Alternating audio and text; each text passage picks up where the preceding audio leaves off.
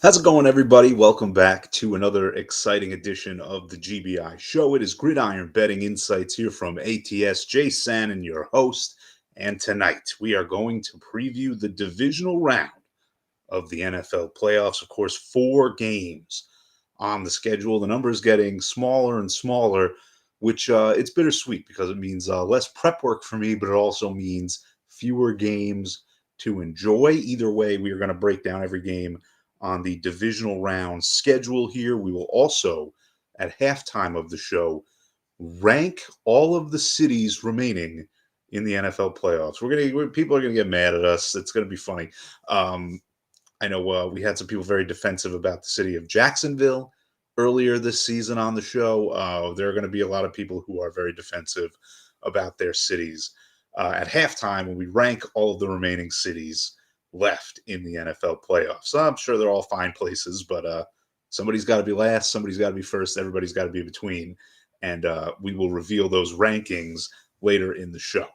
Before we do that, folks, go to ATS.io/GBI, exclusive sportsbook bonuses from the show. A bunch of the books that are legal in New York are included in that list. If you go to the site, you can find Caesars, you can find Bet Rivers, Bet MGM, all legal in New York. You can also find some other books that are legal elsewhere, like Twin Spires, Sports Illustrated, reputable legal U.S. sports books. Get some added value when you go to bet using ats.io/GBI. What's going on, Bo Dunn? Big supporter of the show. I appreciate Bo very much. And it's going to be a good one, man. We're going to break down all 4 games here. We'll have a little bit of time to kind of let things breathe as opposed to earlier in the season when we were kind of motoring through 16 games. Now we have 4 games. We can get you some good numbers, some good information that you can use to make some, hopefully, good decisions while betting on the divisional round this coming weekend in the NFL. So let's get right into it. And we are going to start with the Saturday games. We have 2 on Saturday, we have 2 on Sunday. We will start with the early Saturday game, talking about the Cincinnati Bengals, 3.5-point dogs taking on the Tennessee Titans. Total for that game set at 47. And of course, this is the rest versus rust game in the AFC, right? You have the Tennessee Titans coming off of their first round bye by virtue of being the number 1 seed in the AFC. And it's always a question of, can the 1 seed avoid coming out slow after not playing the week before? Or, do they live up to the billing of being the 1 seed and kind of destroy whoever's put in front of them?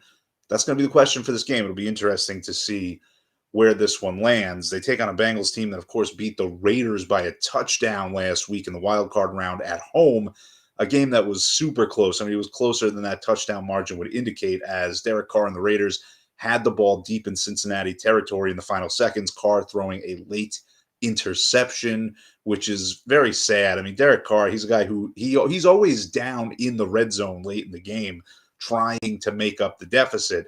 And then he does something inexplicable, turns the ball over, and ends up costing his team. And that's just kind of been his legacy. It's unfortunate that Derek Carr had it happen to him again. Of course, it was his own decision making to make the throw that he did. But it is unfortunate that that's kind of how he's going to be remembered during his time with the Las Vegas Raiders, which could very well be coming to an end. As for this game between the Bengals and the Titans, you got to wonder, after that win for the Bengals over the Raiders, how legitimate was that victory, and are they enough to take on the number 1 seed in the AFC? I think, yes, they got the win and they led by quite a bit throughout that game. But you look deeper at the numbers in that game, they only averaged 5 yards a play against a Raiders team that's decent defensively, but by no means great. And I think the concern for the Bengals is the fact that, okay, you managed to get a lot of stops early on against a Raiders team that, outside of that overtime game against the Chargers, and we talked about this last week, I thought that win over the Chargers led to the Raiders being a little bit overvalued in the market, given how bad the Chargers defense had been in terms of allowing points this season. And of course, as we mentioned on the show last week, we thought that they were going to kind of come back down to earth offensively, the Raiders. They did exactly that. How much of that was the Bengals? How much of that was the Raiders just kind of coming back to who they are offensively. I think we'll see that question answered in this game one way or the other. The Bengals, by the way, outgained in that game against the Raiders by almost 80 yards.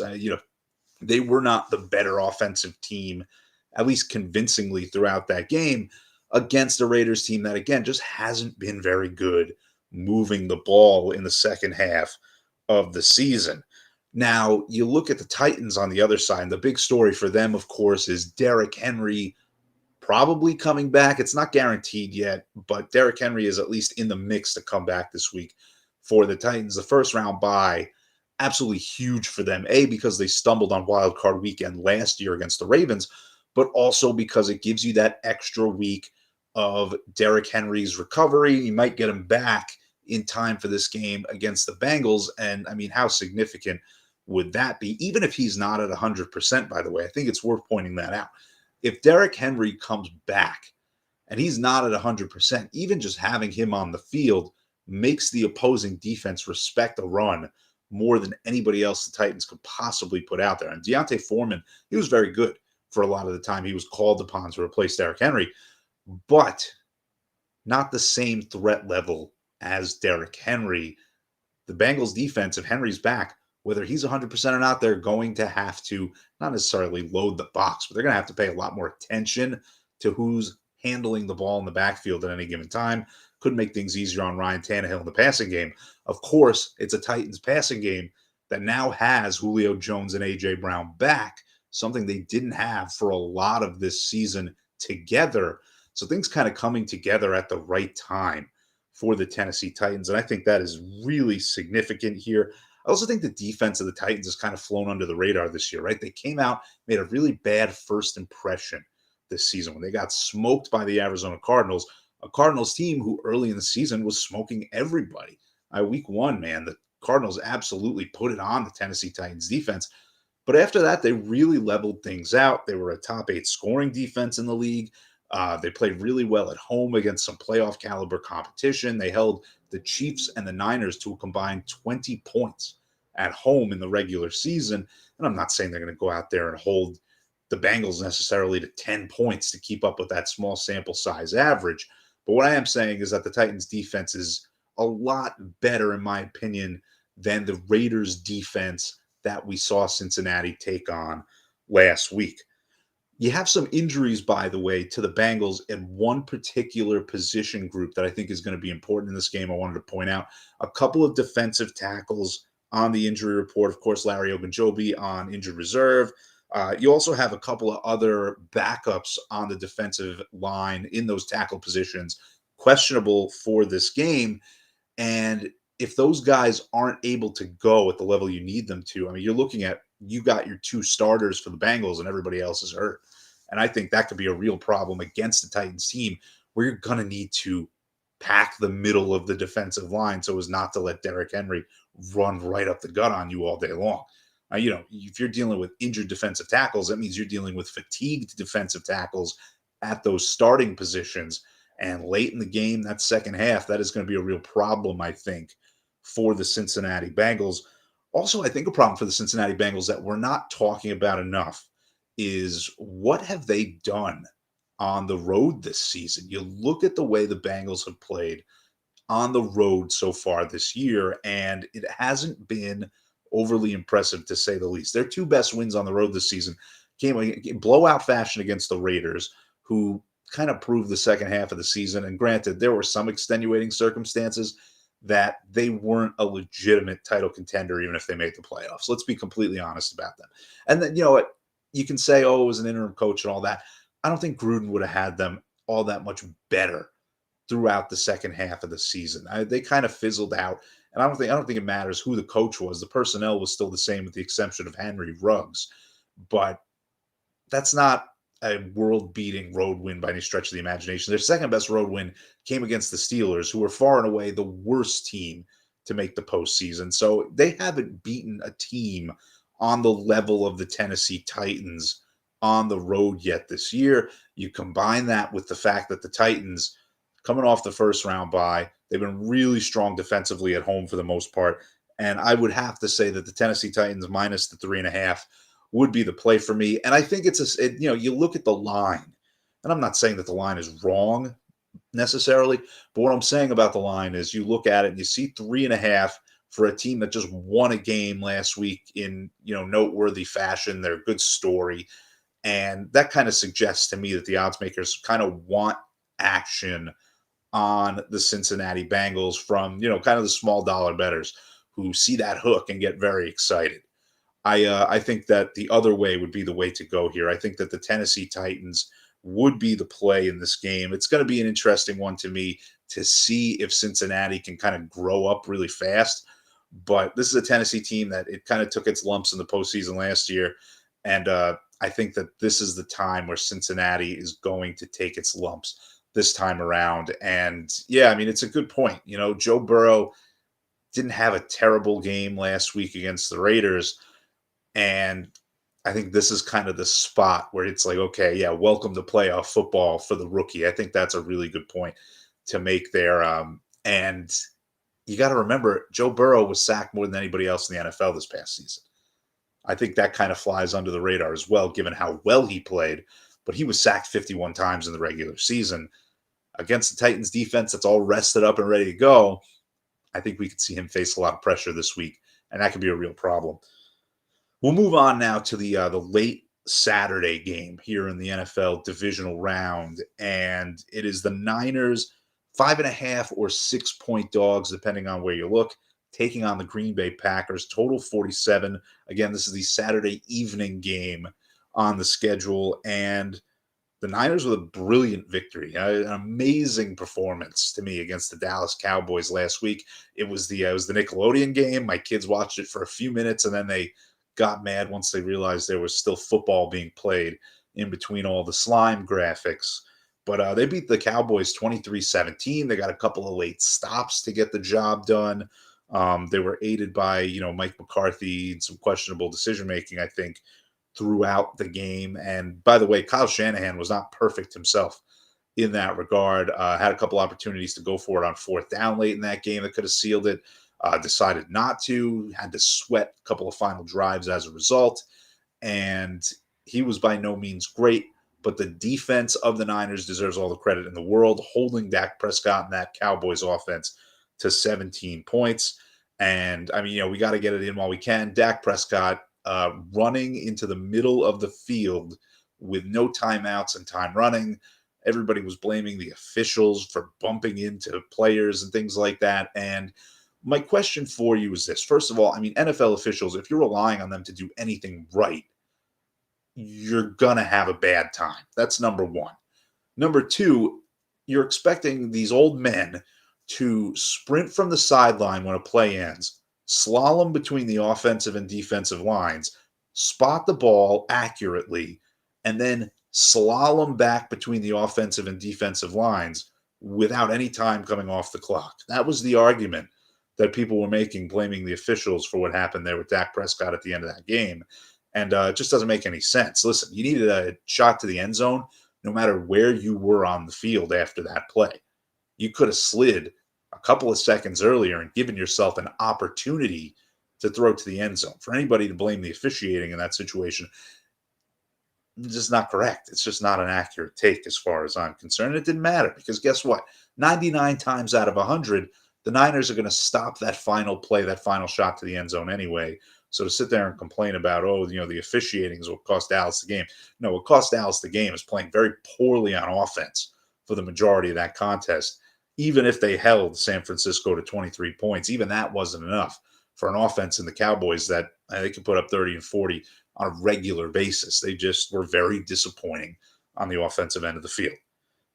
Anyway, the Niners, they take on a Packers team that, of course, they had a first-round bye last week as well. And as we talked about with the Titans, the rest versus rust spot here is prominent. And, of course, it helps to have Aaron Rodgers in a situation like that. It's almost like it's like a rust proofing for a car, having Aaron Rodgers as your quarterback off of a first-round bye. But it's an interesting game to me because I think the Niners defense has some of the horses necessary to put pressure on Aaron Rodgers, which is the key. I mean, that's the whole key to this. We've seen When Rodgers loses in the playoffs, it's against a defense that can get after him, right? We saw it against the Giants at Lambeau Field when Michael Boley was doing the discount double check celebration all over the field against Rodgers and the Packers. That was about a million years ago at this point. I'm dating myself. We saw it with the Tampa Bay Buccaneers last year, if you want a more recent example. Defenses that can get after Aaron Rodgers, that's the recipe for success against the Packers in the playoffs.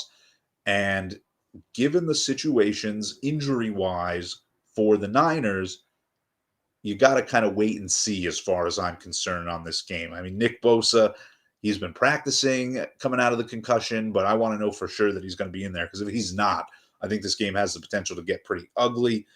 Fred Warner, not on the injury report, by the way, after last week. He had an injury scare himself. He should be good to go. Randall Cobb coming back for a Packers receiving core that had been banged up for parts of this season.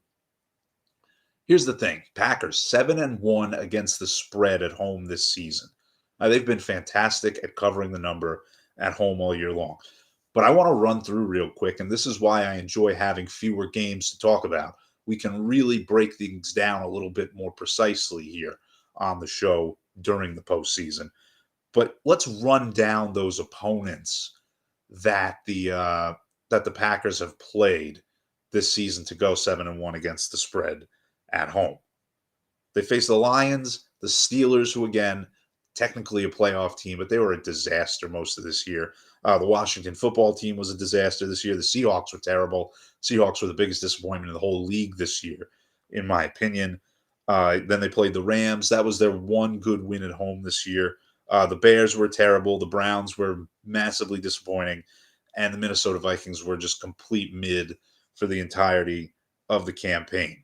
So you look at that 7-1 record, and yes, that's very nice. They're covering the spread predominantly as a favorite, but they've done it against teams that are not as good as the San Francisco 49ers, with the exception of the LA Rams, who we'll talk about in a little bit, as they take on the Tampa Bay Bucks in one of the Sunday games. Now, you look at the Niners, and I think, right, we talk about the defense being the key, but I don't think it can be overstated just how good that defense was against the Cowboys. They held the Dallas Cowboys to 4.4 yards a play last week. That doesn't happen. The Dallas Cowboys were a top 3 team in the NFL in yards per play all year long this year. They were averaging 6 yards a pop throughout the entire season.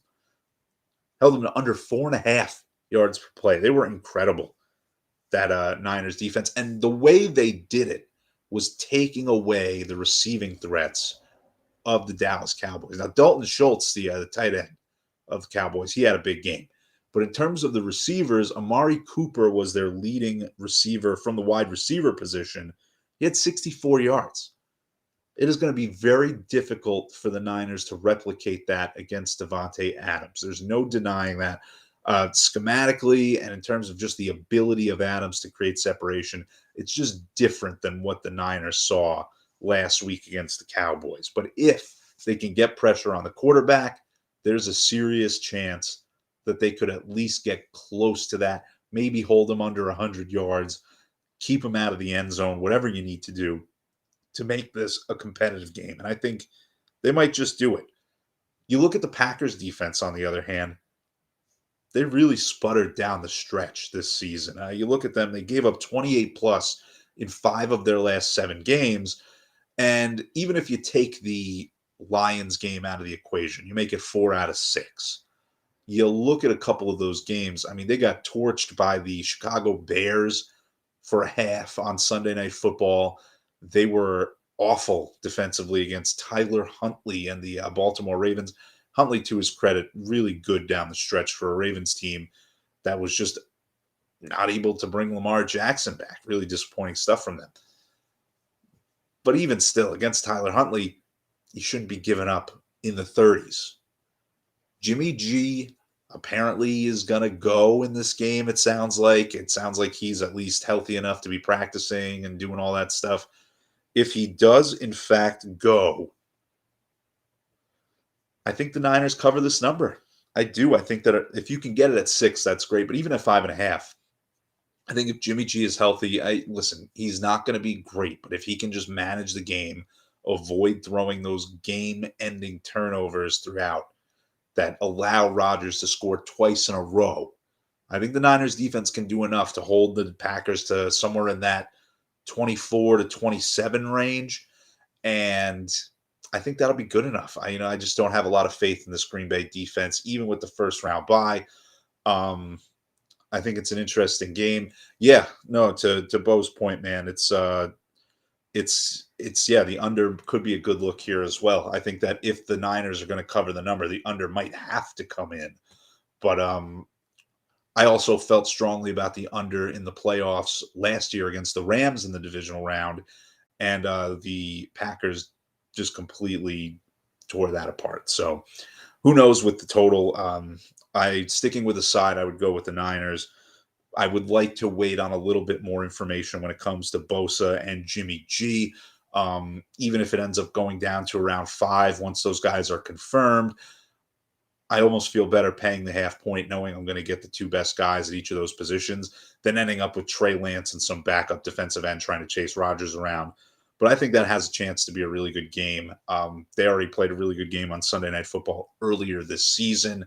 And, we'd be really lucky to see something similar here in the divisional round. I think that we have a chance to do that. I would lean toward the Niners at this point in time. So that's halftime. We have reached halftime here on the GBI show. And normally during halftime, we just spend a couple minutes telling you to go to ATS.io/GBI to get all the great sportsbook offers that are exclusive to our program. But we're going to spice things up a little bit here at halftime because, again, we don't have 16 games to run through. We don't even have 6 games to run through. What we're going to do instead is we are going to rank some cities here at halftime on the GBI show. We are going to rank the 8 cities remaining in the NFL playoffs this season, from worst to best, the worst places to be to the best places to be in the NFL playoff landscape right now. Fortunately for all of us, Jacksonville, Florida, and East Rutherford, New Jersey are not in consideration for this list because we all know they would be 32 and 31, or in this case, 8 and 7. They would be at the bottom of the list. No matter how many teams were on the list, no matter how many cities, they would be at the bottom of the list. Fortunately, they're not there. So here we go. Number 8, Green Bay, Wisconsin. And the reason for this, of course, is the cold. This is a city that is so cold that it once made Tom Coughlin look like he was both melting and freezing at the same time. It was like the Dewey Cox bit where Tom Coughlin needed more blankets and less blankets simultaneously. So Green Bay, Wisconsin, number 8, bottom of the list here on the GBI show as we rank the 8 cities remaining in the NFL playoffs. Number 7, Cincinnati, Ohio. I've been to Ohio, big fan of the state of Ohio, Cleveland specifically. With that said, Cincinnati is no Cleveland, especially due to the spaghetti and chili bit. The chili could taste great, but it doesn't belong with spaghetti. It's just not the way God intended chili to be eaten. And for that reason, Cincinnati, number 7 on my list. Number 6, San Francisco, California. Leaving aside all of the political opinions about San Francisco, California, and the state of California as a whole, way too much tech stuff going on there. The Golden State Warriors moved there from Oakland. A little too bougie for me. San Francisco, number 6, bottom half of the list. Number 5, Tampa, Florida, which answers the question, what if we took a retirement community and put it in an oven? That is Tampa, Florida for you, ladies and gentlemen. They have a great baseball team in the Tampa Rays, which I know technically is just outside of Tampa and St. Pete. Doesn't matter. They don't go. They don't support the team. Tampa Bay, number 5 on the list. Number 4, Buffalo, New York. Best tailgate in all sports to its everlasting credit. The city itself can get a little bleak. With that said, the best Four Loko selection at the convenience stores in Buffalo, New York. Flavors I had only seen in my dreams available at the convenience stores in Buffalo, New York. Man, fun. It's a fun place to go when there's a Bills game going on. I will say that much. I've seen up close and personal tables being smashed, and I will never forget those memories. Buffalo, number 4 on the list of the best cities remaining in the NFL playoffs. Number 3, Kansas City, Missouri. I don't know if you know this about me, folks, but I'm what you'd call a husky fella. I'm a big guy. For that reason, Kansas City and its barbecue, instantly a top 3 pick. Number 3 on my list.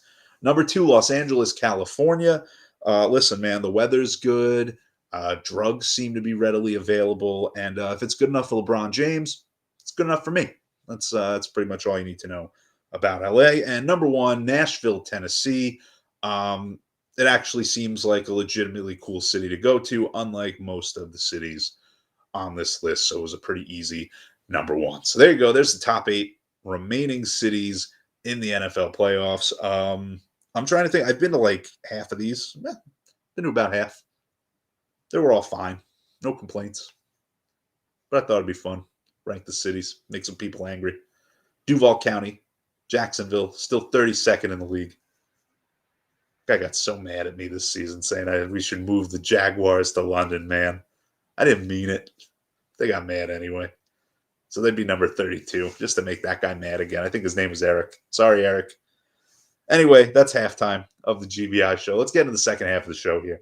And let's get into Rams Bucks. The Rams are a 3-point underdog against the Tampa Bay Buccaneers. The total for the game, 48.5. And both teams, they looked really good. They won the turnover battle, which was key for both of them this past week. The Buccaneers forcing 3 turnovers against Jalen Hurts and the Eagles. They won 31-15.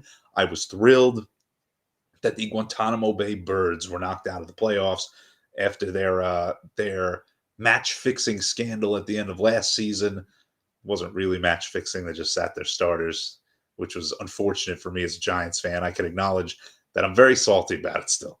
So I was very excited to see the Eagles knocked out of the playoffs last week by the Bucks, 31-15.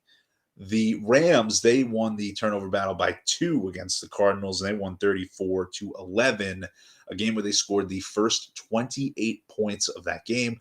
We saw maybe the worst pick six in the history of football from Kyler Murray in that game, where when trying to avoid a safety, he just kind of flipped the ball underhand toward the sideline. It was easily taken for an interception and run back just a few yards for a touchdown. I think it was the shortest pick six in the history of the NFL playoffs, if I'm not mistaken. And that really put it away for the Rams. And the biggest question for both of these teams with that in mind is the turnover battle kind of sustainable for both of them coming into this game? Because now you go from facing the teams you did in round one. I mean, the Cardinals were reeling after losing DeAndre Hopkins, and the Eagles just weren't that good. They were probably the worst playoff team left in the NFC at the start of the postseason. You'll look at both of those teams now going into a game where they face, the Rams have to defend Tom Brady. The Bucks have to defend Matt Stafford. It's a big step up in competition for both teams on the defensive side of the ball. Are they going to be able to force the turnovers necessary to convincingly win this game? I don't think so. I think we have a close game here either way. And I think when you look at this contest, it's easy to say, oh, you don't bet against Tom Brady in the playoffs, things like that.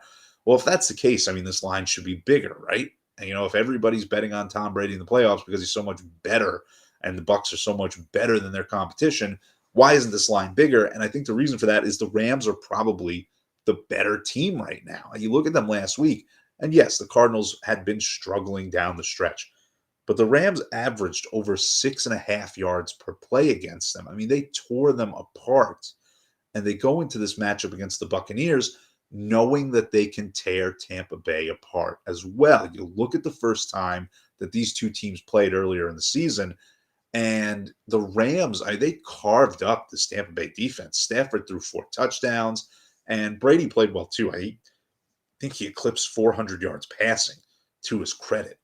But that was chasing the game because of how well the Rams had played from start to finish.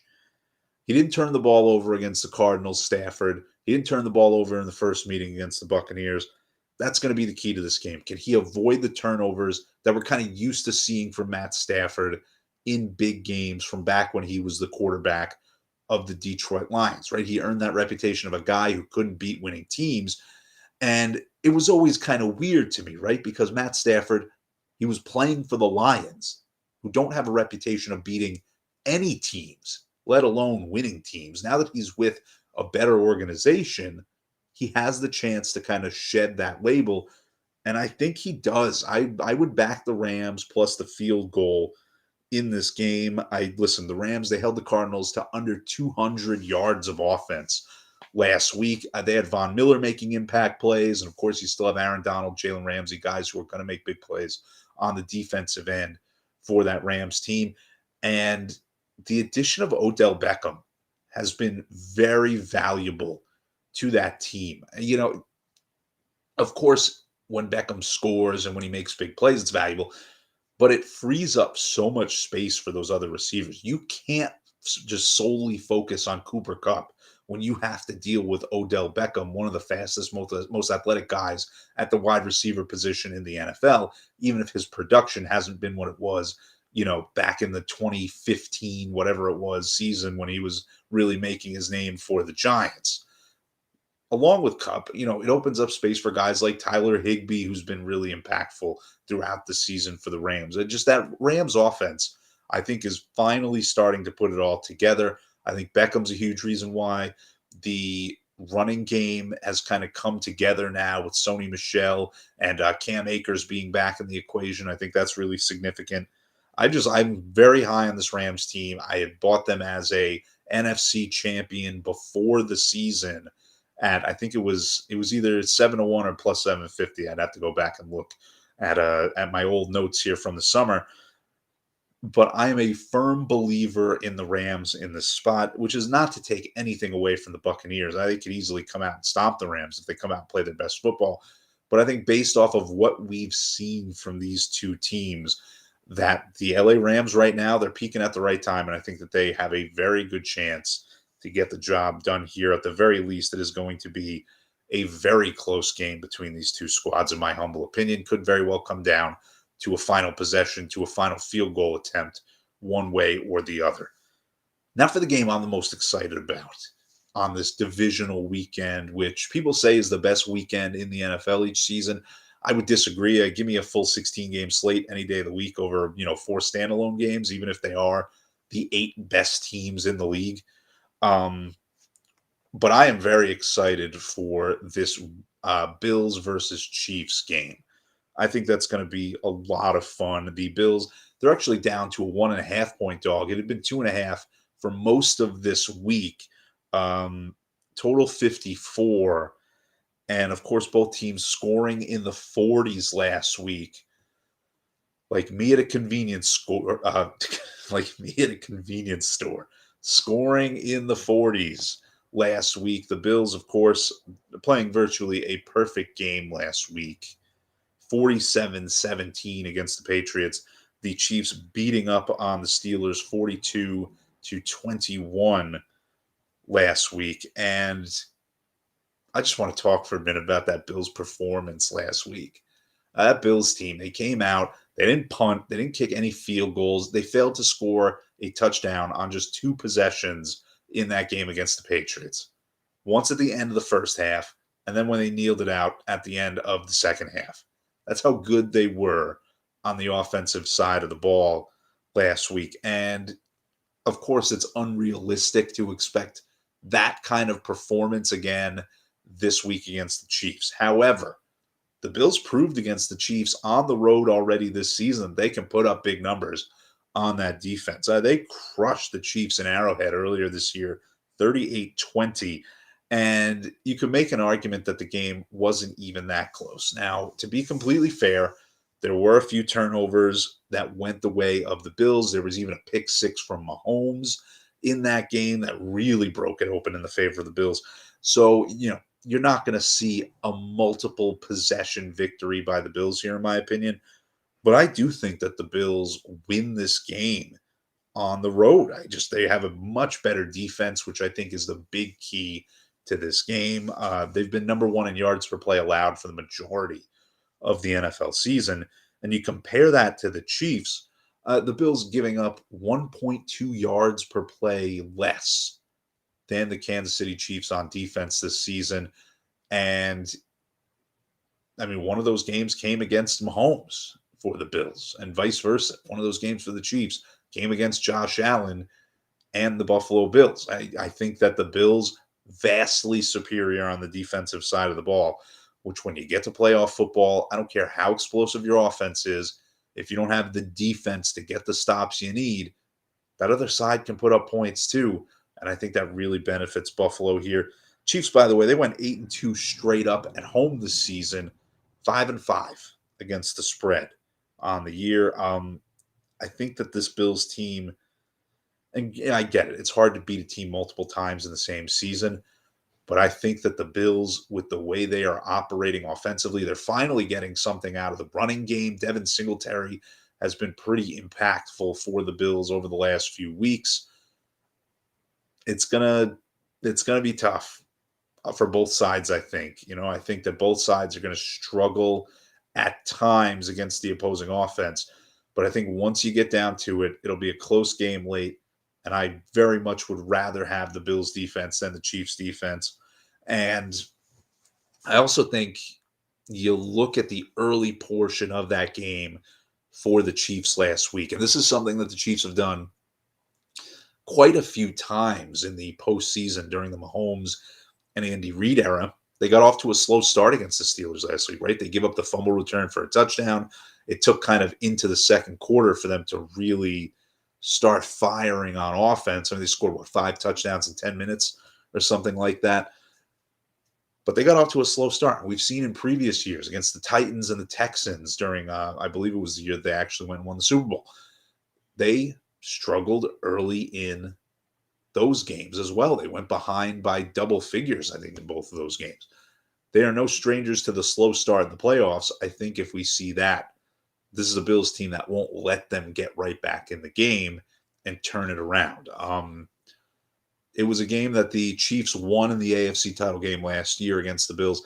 It wasn't all that close at that point in time, but I think that the progression of Josh Allen over that time period, I think that the experience of that game for the Bills has kind of given birth to this year's Bills team that has been, kind of a go-to for me throughout this NFL season. I have been super high on the Bills all year, and they haven't steered me wrong all that often. I think that the Bills get the job done here.